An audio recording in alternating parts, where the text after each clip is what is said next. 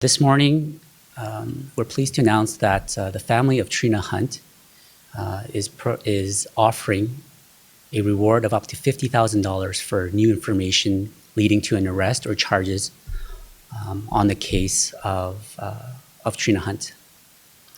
Now, I'm going to just go through a short timeline, just because I think it's been a while since we've discussed Trina's case. And then I'm going to read a statement that Trina's family has prepared. Okay? And then we'll have time for questions at the end.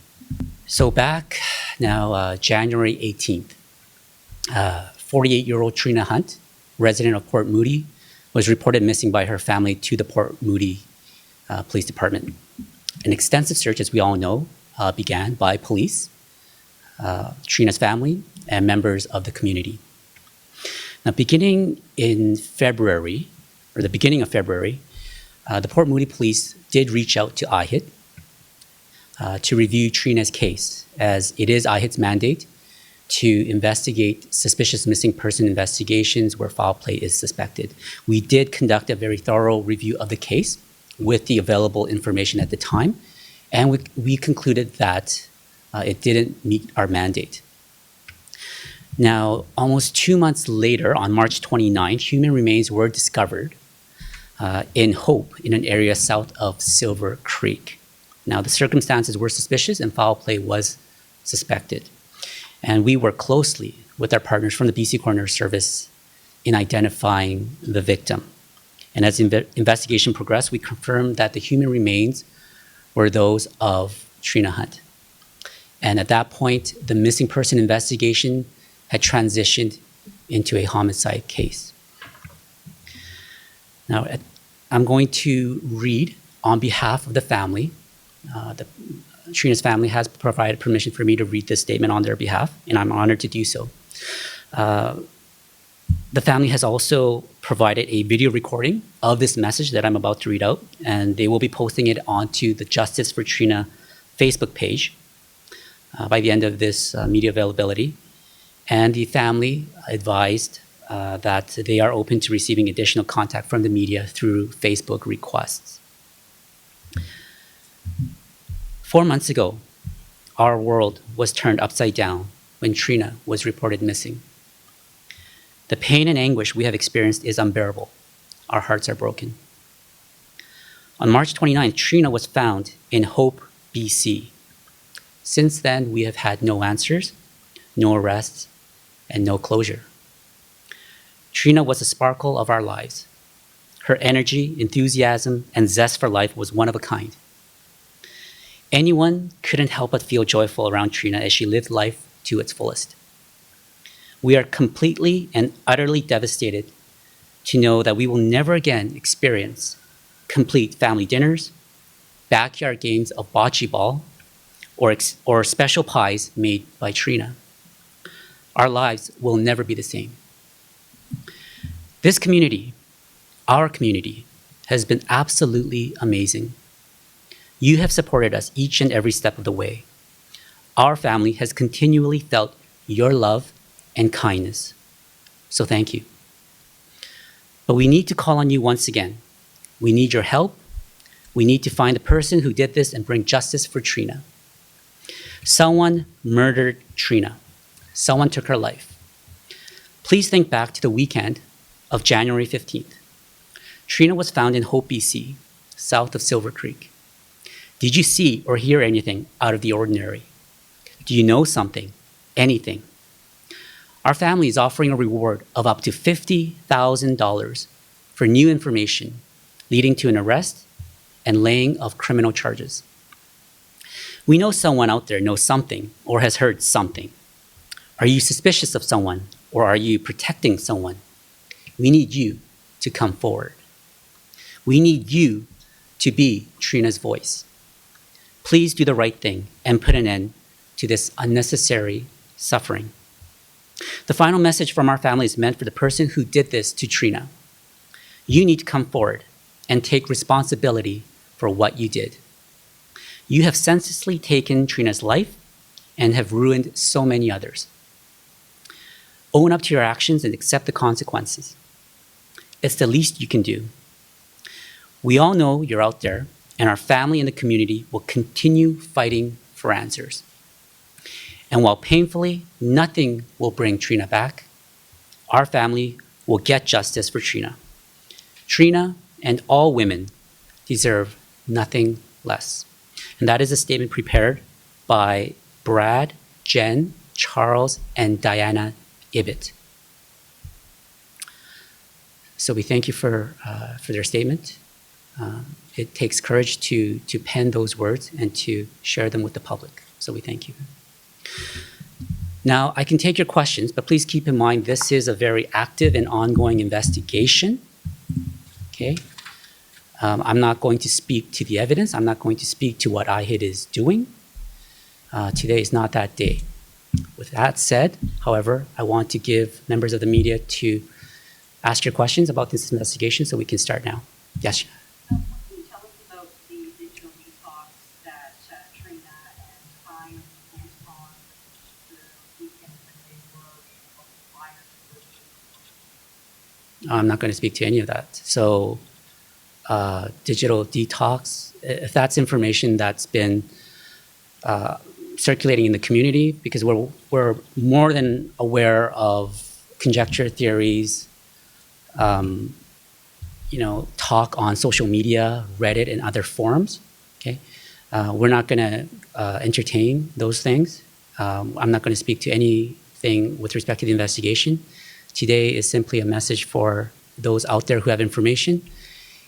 If doing the right thing isn't enough for you, now you have a very lucrative incentive of $50,000, money, a lot of money put up by the family for you to come forward and share that information. And that's what we're hoping for, is that person will come forward. Maria, yeah? There are people, they're looking for people who may have seen footage from that weekend. I'm guessing particularly in the post. Yeah. Might it not help for people to know a little bit more about Trina's movements that weekend, or what we know about her movements that weekend since she was last seen someone? So we know that she was in the area of Hope that weekend. We have a photograph. That's her there. There's other photographs circulating of Trina on social media. So we're asking everybody in that area. Hope is not a very large area. That area of Silver Creek is not a very large area. So if there's somebody with information, they know who they are and they need to come forward. Okay. Again, $50,000.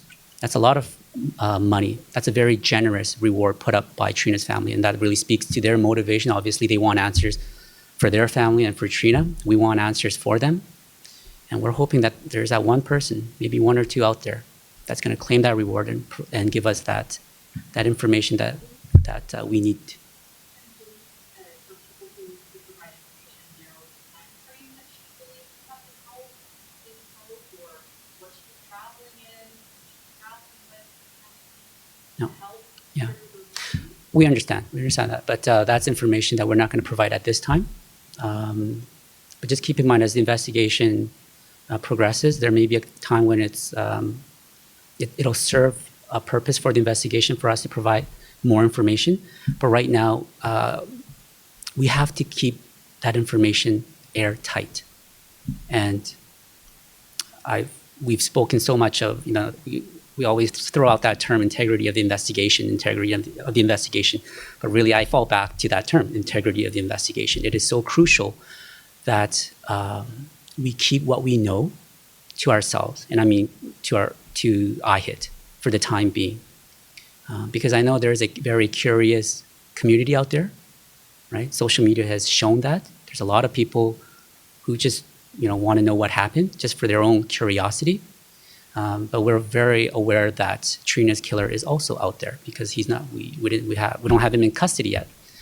But that person is still out there, and that person could be watching and may want to know exactly what the police know. And I am not going to provide any information to that person whatsoever.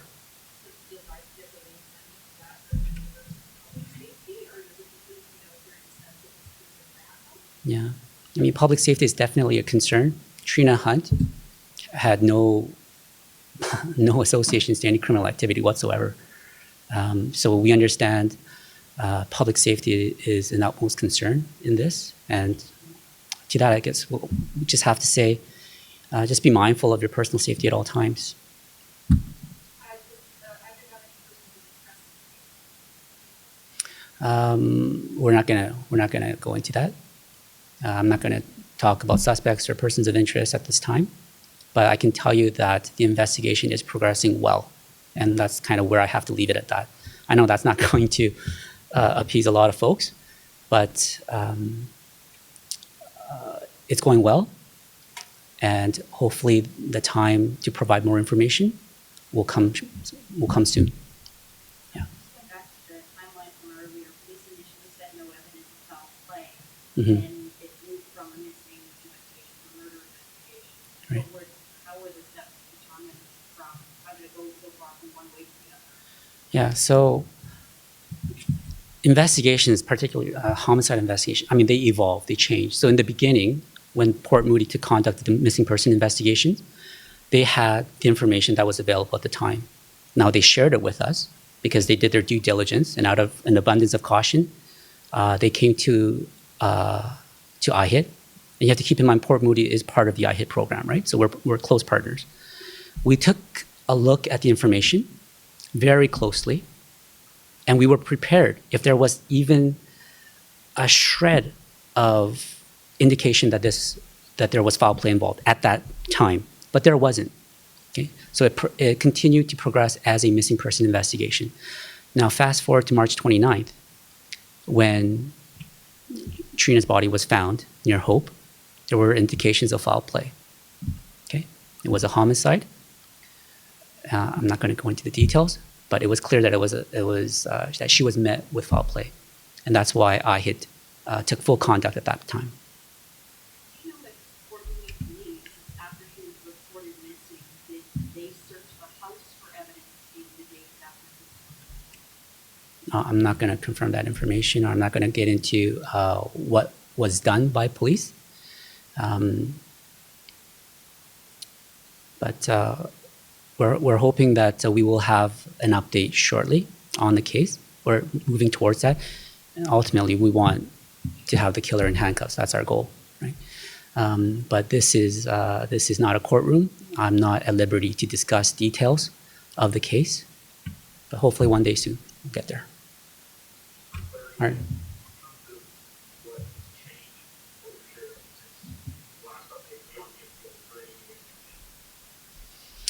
No, other than the reward, other than the fact that we know that witnesses play a crucial role in homicide investigations, okay? And sometimes they need encouragement, they need a little push. Most times, doing the right thing is enough for most of us, right? And that's why our information line, our phone line and email, they're usually inundated by calls and emails once we do something like this. But the person with the right information hasn't come forward. And that's why the family of Trina Hunt has been so generous enough to put up a $50,000 reward, because some people, they are motivated by money. And that's what we're hoping.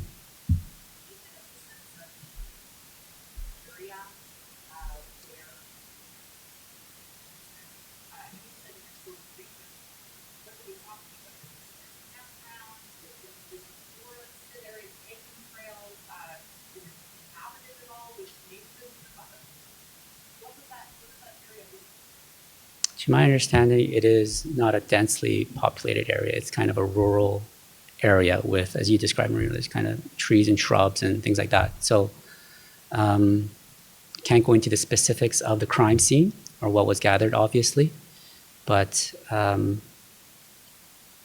it did provide valuable information for us on the investigation, and we'll leave it at that. Any other questions? Yes, absolutely, yeah.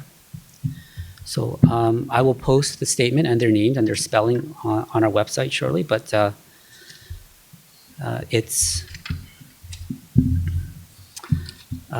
there's 4 individuals. So Brad is Trina's brother. Okay. Jen, Jen, is Brad's wife, Trina's sister-in-law. Charles is Trina's father, and Diana is Trina's mother. So Brad, Jen, Charles, and Diana Ibbott. IBBOT. Yeah. Yes.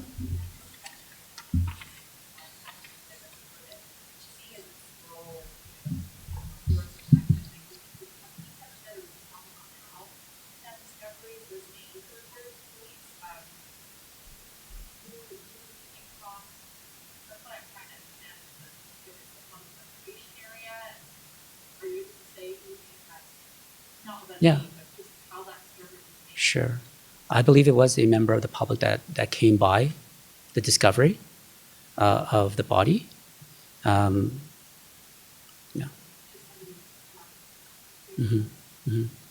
And that happens in many of our investigations. We know from experience that, in the woods, in trails, they turn up and people come across them. Sometimes a dog comes across them or, a family pet. I'm not saying that's the case here, but somebody did come across Trina's body.